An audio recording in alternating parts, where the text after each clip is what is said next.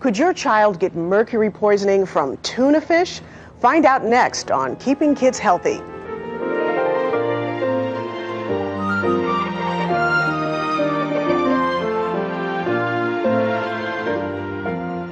Hi, I'm Dr. Winnie King in the lobby of the Children's Hospital at Montefiore in New York City. Now, you may not be aware of it, but the experts say that the toxins in our everyday surroundings, toxins like mercury, lead, and pesticides, have become so widespread and pervasive that they have begun to harm our children. But the damage is often silent. We see the results, but we have no idea where they came from.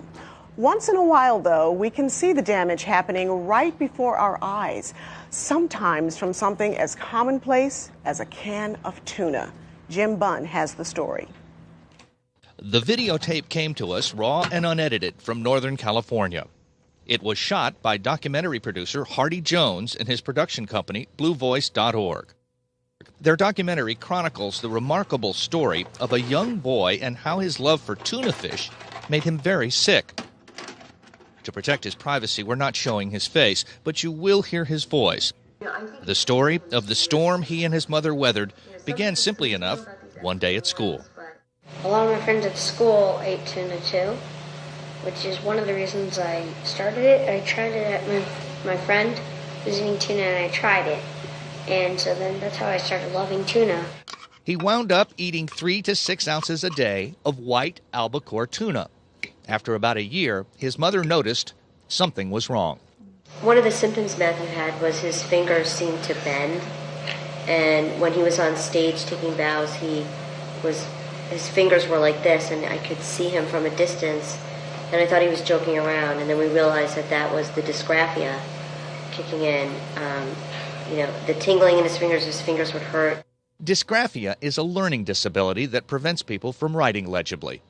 But that was only the beginning. An excellent athlete, he started to have trouble simply catching a football. Formerly a top student, he began to have trouble keeping up in school. His grades plummeted. His mother began doing research to find out what was wrong and discovered that these symptoms could be signs of mercury poisoning.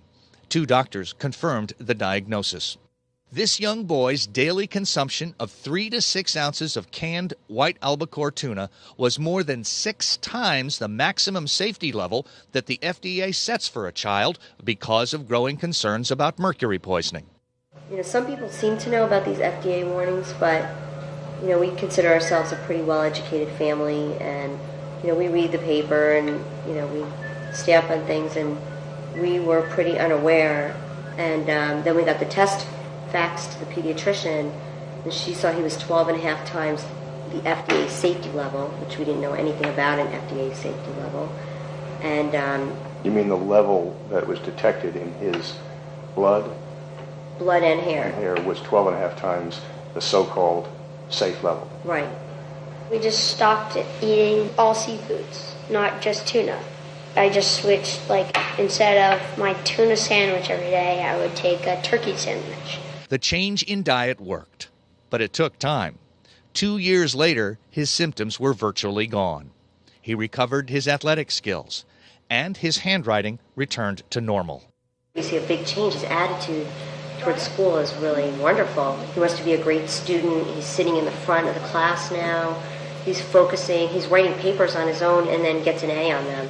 But what scares this young boy's mother is that while their story had a happy ending, there are so many other parents who aren't even aware of the risk their children face. That's really disturbing, but the good news is that if we educate ourselves about these problems, we can protect our children. Now, here's Dr. Jill Stein, who's the co-author of a study called In Harm's Way that takes a comprehensive look at toxins in our environment and what they're doing to our kids. And Jill, what we're seeing here is sort of kind of the tip of the iceberg, of a much bigger problem. What's going on?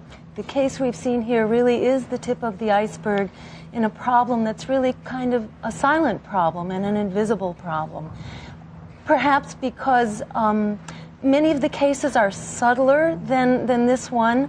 Many of the problems are minor learning disabilities or trouble paying attention. But those are still very important skills for kids to have. because many of the exposures take place before birth, we don't see a dramatic decline like we've seen in this case. So you have kids who've been robbed of their potential, but there's no dramatic deterioration to clue us in on that. But the numbers suggest for mercury alone that it's somewhere around 400,000 children every year that are born at risk from elevated mercury exposures during fetal development. Oh, that's unbelievable. Now, can this be passed through breast milk as well? It can, but the good news is women, both when pregnant, before becoming pregnant, and when nursing, can eliminate the bulk of their mercury exposures. So breastfeeding is very healthy, to be encouraged, certainly, but we can keep breast milk safe by eliminating the fish that have high mercury content. Well, now, you're saying that women get contaminated by eating the fish. How do the fish get contaminated? Good question. The biggest source of mercury pollution is actually coal plants, and the mercury is emitted up out of the smokestack, goes into the atmosphere, comes down mainly in rainfall, gathers in water bodies, in rivers, streams, and the ocean, and then actually into the microscopic organisms, and then up the food chain from little fish to big fish, bigger fish. And when we consume them, it builds up over time in our bodies, and in the pregnant woman, the mercury is actually passed across the placenta so that the levels are higher in the fetus than in the mother. Really?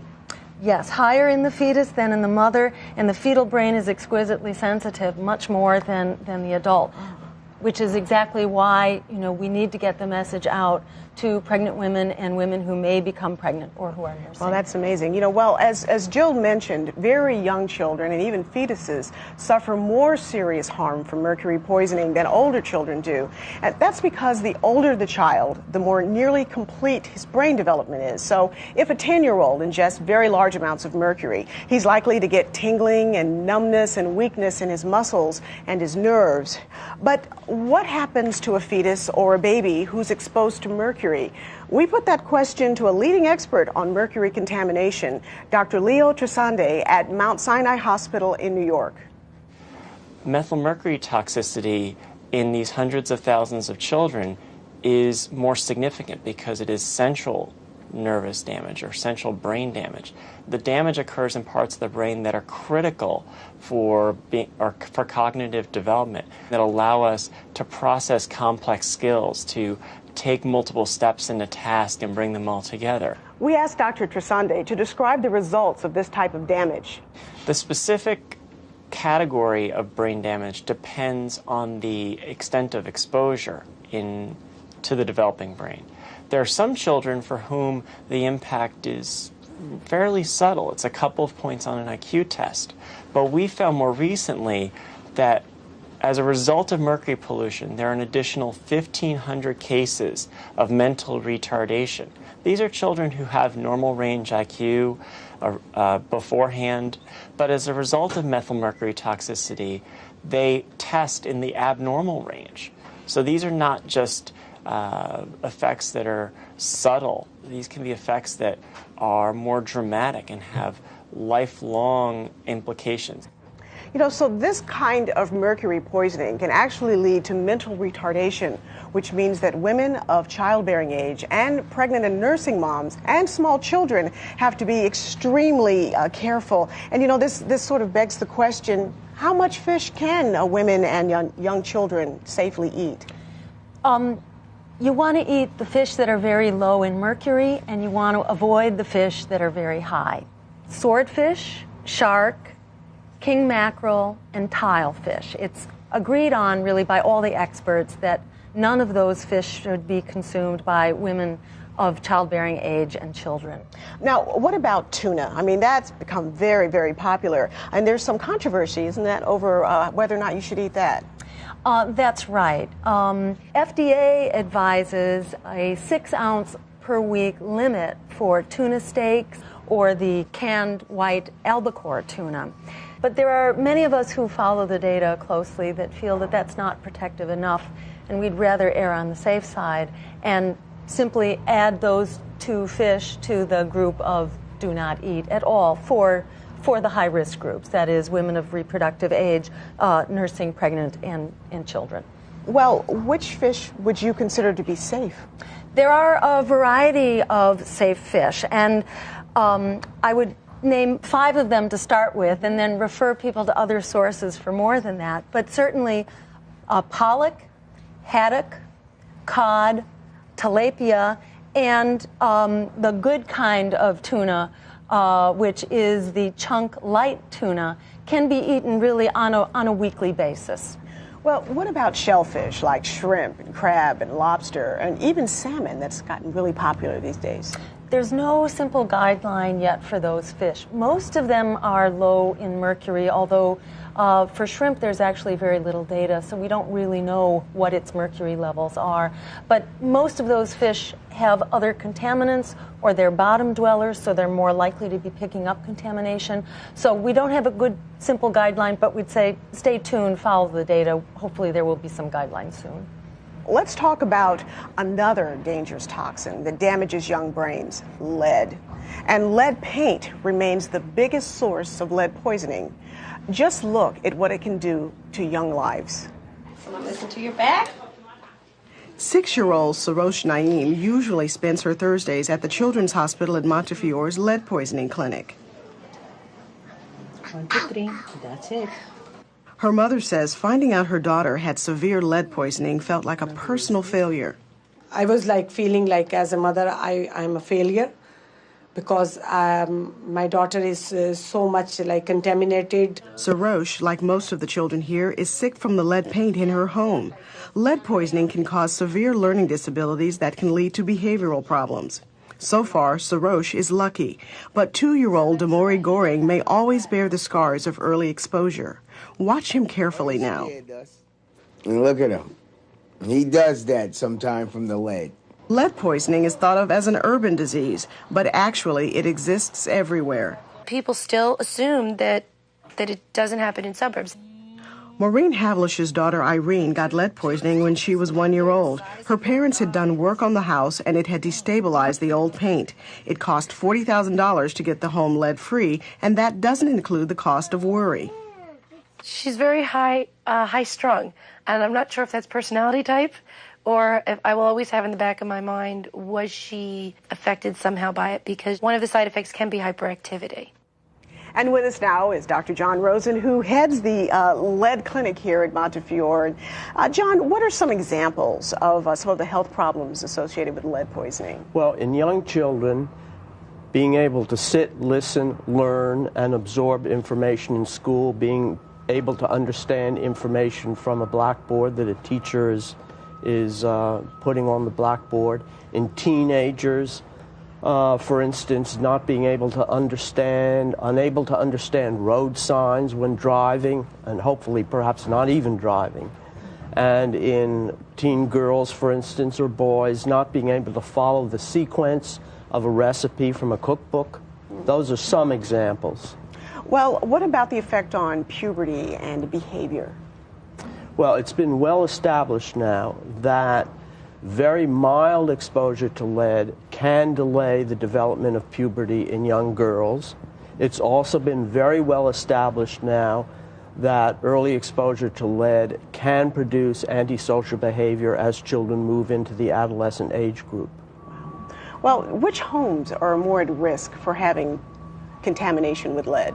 Certainly pre-1978 homes, but especially pre-1960 homes where the pervasiveness of lead-based paint is absolute. Yeah, and I'm sure a lot of people don't really think about that. Nice, quaint old home could have a lot of problems. Well, if you want to have your home inspected for lead, what's involved? Well, a few years ago, we had one of our producers, Justine Simons, document her experience.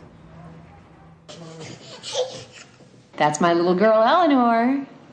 She spends her day in an apartment built around 1920 because my mother-in-law babysits for her.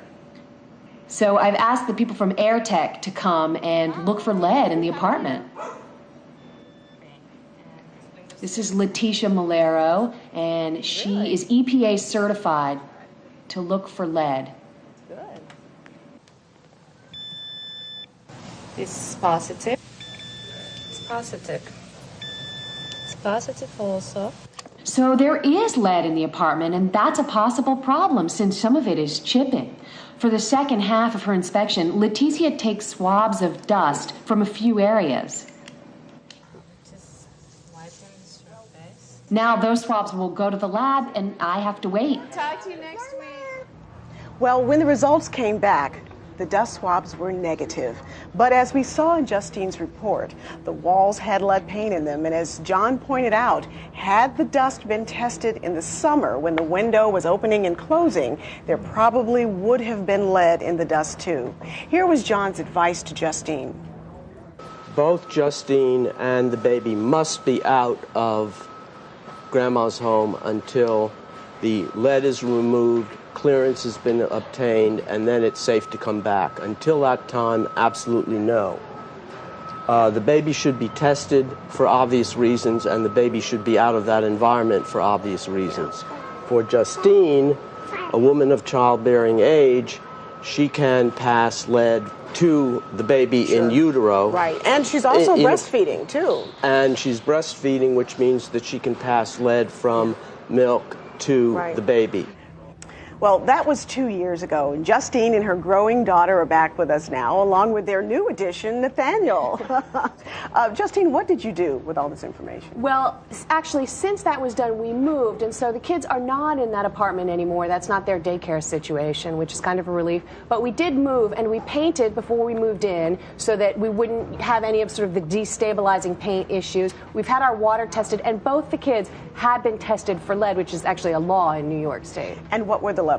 So Eleanor was a 1 or a 2, and Nathaniel was a 4. A 4? Well, John, what did the latest studies tell us about any exposure to lead? Well, any exposure to lead can be detrimental to the intellectual development of a child, but those blood lead values well below 5 would be considered to be acceptable, not excessive exposure to lead-based paint. Well, I know you had some concerns about the levels. Yeah, I mean, I thought, 4 seemed pretty high, and I know that that's your feeling. Is 4 something I need to worry about? No. Not to worry now, no. But at what point to worry? Well, when the blood lead reaches approximately 5 or above, that's the time to put your Sherlock Holmes hat on with the health department to look in your home environment to make sure that there's no peeling paint, no excessive source of lead. Okay, and as we can hear, Nathaniel and even Eleanor are having a change of plans here, and that's okay. Yeah. Well, John, you did mention under 5, but we've heard reports that under 10 is supposed to be considered safe. Is that incorrect? Well, the current definition of childhood lead poisoning in the U.S. is a blood lead equal to or greater than 10. But recent evidence shows that even blood leads under 10 are not necessarily safe in terms of the future intellectual development of children. Well, let's go over the most important tips about lead. Yeah. All right, it's very important for all children 1 and 2 years of age to be tested for lead. If a child tests positive, then parent with the health department, they put on their Sherlock Holmes hat, they find the source, they identify the source, work together to remove that source fast. Any housing that was built before 1978, and especially before 1960, is bound to have lead-based paint inside. And so those are homes that need to be tested for lead? Absolutely. If there's peeling paint, a parent can do some things that can be helpful, and those would include damp mopping, using a very special vacuum cleaner only called a HEPA-Vac, no other normal vacuum cleaners. Also providing a diet for a child that's rich in calcium and iron. And the home water system should be tested for lead just to be absolutely sure that water is not a contributing cause. Well, I know this is great advice, and I know this is something, Justine, that you're very interested in and that you've probably incorporated in your life.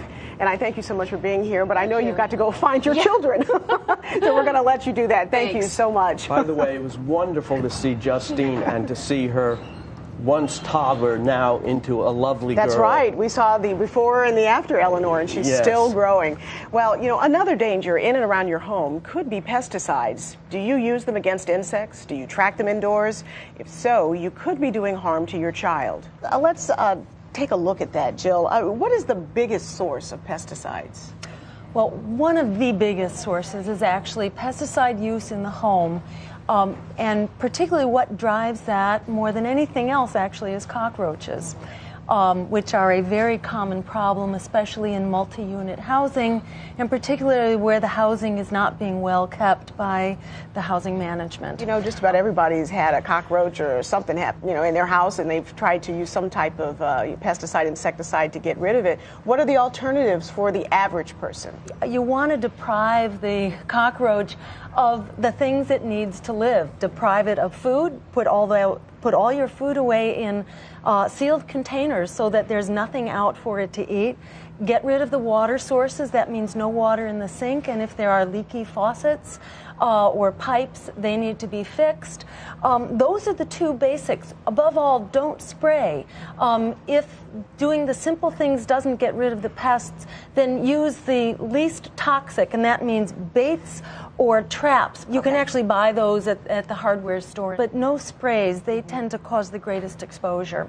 And if you have maintenance problems that aren't being addressed in your building, work with other tenants or work with other public health groups to get the support you need to make sure that those maintenance problems are taken care of. Well, to help reduce their children's exposure to toxins, some parents are turning to organic foods. Jill, can that really help kids? Yes, it certainly can. Studies show that when children are changed over from conventional to organic, the levels of certain pesticides in their bodies do go down significantly. So it can be one way to immediately lower your children's pesticide exposure. It's not always the greatest concern. If pesticides are being sprayed in the home, that's usually a bigger exposure. Well, we did ask nutritionists Joy Bauer and Deidre Imus, an organic food advocate, to cover some of the basics of organic food.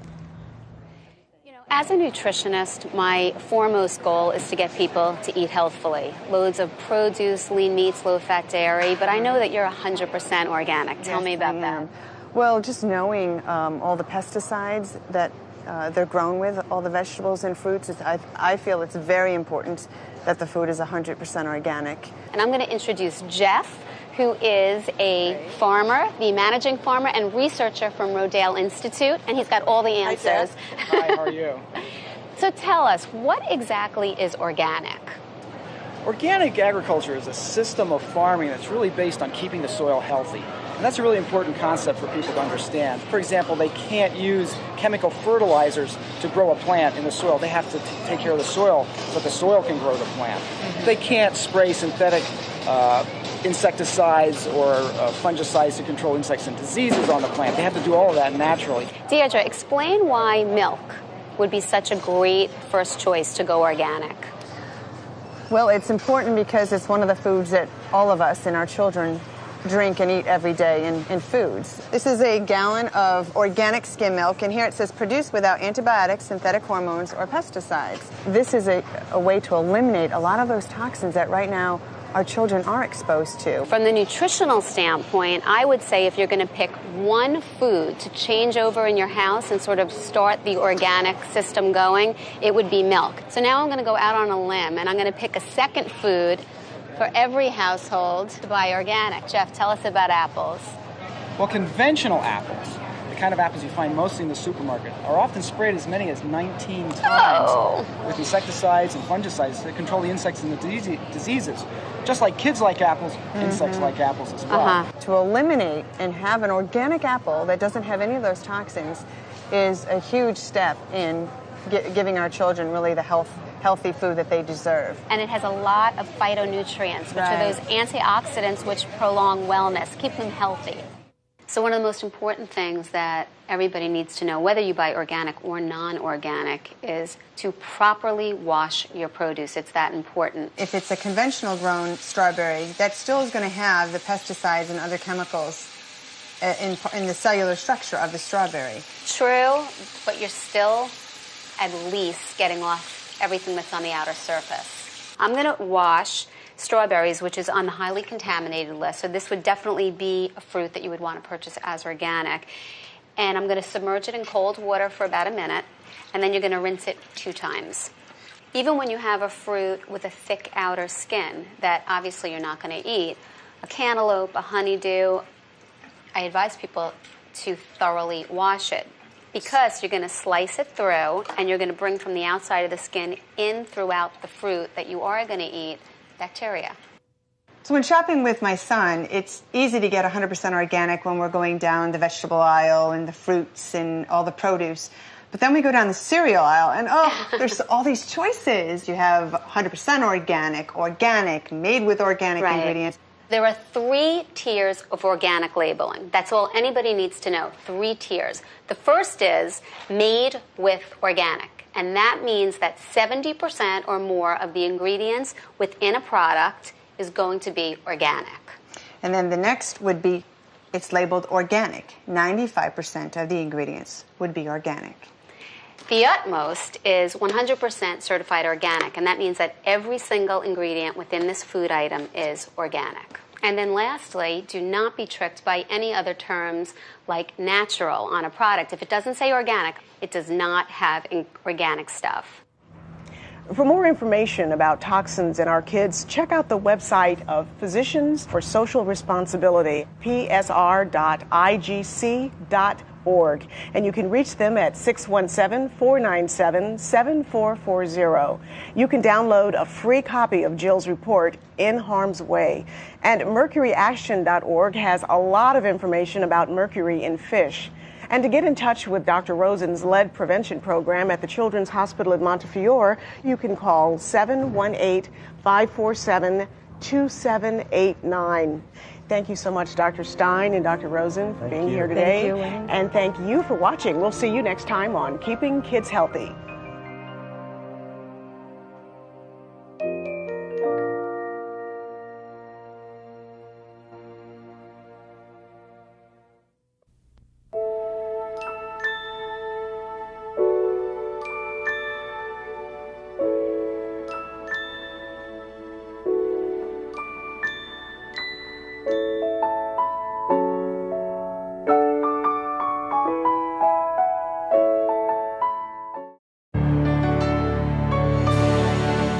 And pervasive that they have begun to harm our children. But the damage is often silent. We see the results, but we have no idea where they came from.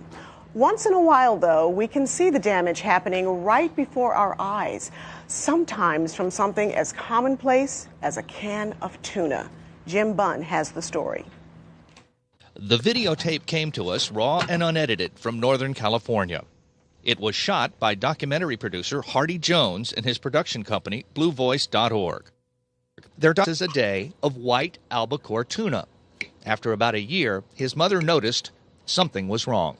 One of the symptoms Matthew had was his fingers seemed to bend, and when he was on stage taking bows, his fingers were like this, and I could see him from a distance, and I thought he was joking around, and then we realized that was the dysgraphia kicking in. The tingling in his fingers would hurt. Dysgraphia is a learning disability that prevents people from writing legibly. But that was only the beginning. An excellent athlete, he started to have trouble simply catching a football. Formerly a top student, he began to have trouble keeping up in school. His grades plummeted. His mother began doing research to find out what was wrong and discovered that these symptoms could be signs of mercury poisoning. 2 doctors confirmed the diagnosis. This young boy's daily consumption of 3 to 6 ounces of canned white albacore tuna was more than 6 times the maximum safety level that the FDA sets for a child, because the documentary chronicles the remarkable story of a young boy and how his love for tuna fish made him very sick. To protect his privacy, we're not showing his face, but you will hear his voice. The story of the storm he and his mother weathered began simply enough one day at school. A lot of my friends at school ate tuna too, which is one of the reasons I started it. I tried it at my friend was eating tuna and I tried it. And so then that's how I started loving tuna. He wound up eating 3 to 6 ounces. Could your child get mercury poisoning from tuna fish? Find out next on Keeping Kids Healthy.